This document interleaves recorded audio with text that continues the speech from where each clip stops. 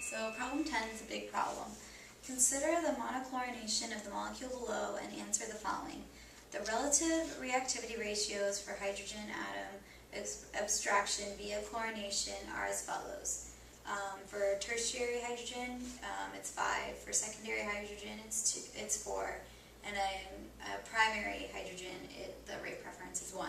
So for part A, it asked, provide the structure of the major product. So we know that chlorine monochlorination doesn't really have a preference so much for, where bromination is very, very selective, chlorine is not, because it occurs more rapidly. It was explained by Hammond's postulate. So we know that it's not very selective, so we have to consider all those rate preferences.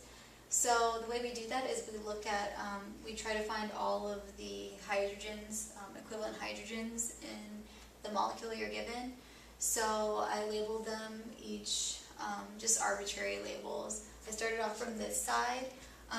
The hydrogens on both of these carbons are equivalent because they have the same substituent groups attached to them, so they're equivalent hydrogens, they're symmetrical.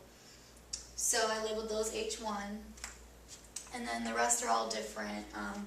The one on this tertiary carbon is H2, which is not the same as the one on this tertiary carbon because it has different substituent groups added to it. So I labeled each one. I ended up getting 6 different E-equivalent hydrogens. So here, then that's where I took the rate preferences and multiplied them by the number of equivalent hydrogens you have for each one, and got a number which gives me a lot of information. So here, starting at H1, we have 6 H1 hydrogens. We multiply them by 1, which is the rate preference for primary. We get 6. For H2, we're on a tertiary, and we only have 1 hydrogen. Multiply that by the rate preference for tertiary, which is 5. We get 5. Same goes for this one. H4, again, is on a primary, so we multiply those by 1. H5 is on a secondary, so the rate preference for that is 4. So we have 2 on a secondary, multiply it by 4, and we get 8. And then again, this one is on a primary, so we multiply it by 1, the rate preference for primary. So we get all these numbers, and now we got to figure out what they mean. Remember we're told the one with the greatest number is our major product, and the one with the smallest number is our minor product. For part A, we're only asked for the major product. So we know the major product is this one. This one gives us the highest number.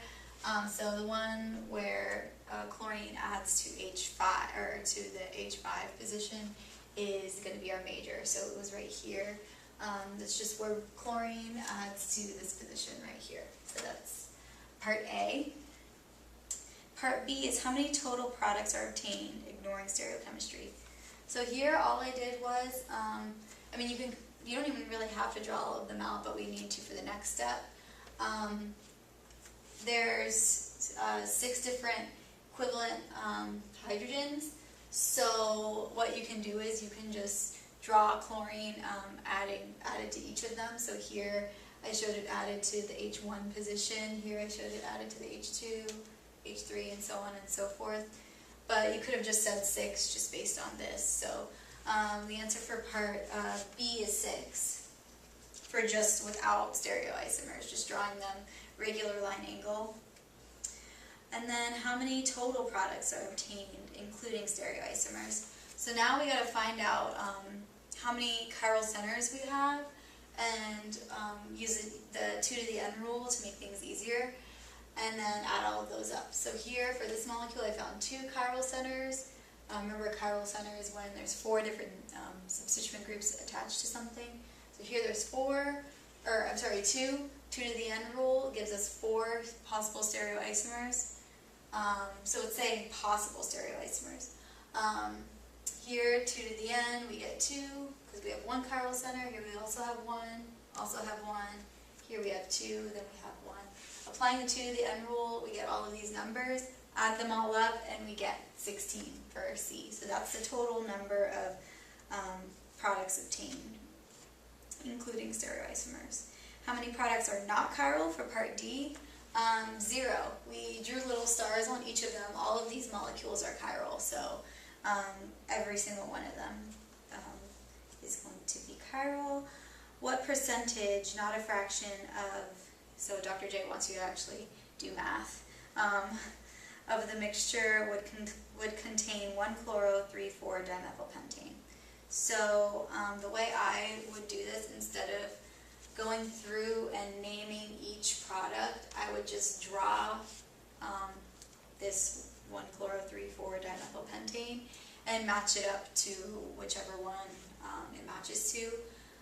But here I had it drawn anyways, so this is the structure for it, and we know that this is H6, right? Because it's added to the H6 position. So then we take the total number that we get, which is 30, and I set up a proportion. So you put 3 over 30, solve the proportion, and get 10%. So, and that's your that's the fraction of the mixture, the percentage of the mixture that contains this isomer. So, pretty long problem. Just make sure to be careful and make sure you write neatly, and you should be good.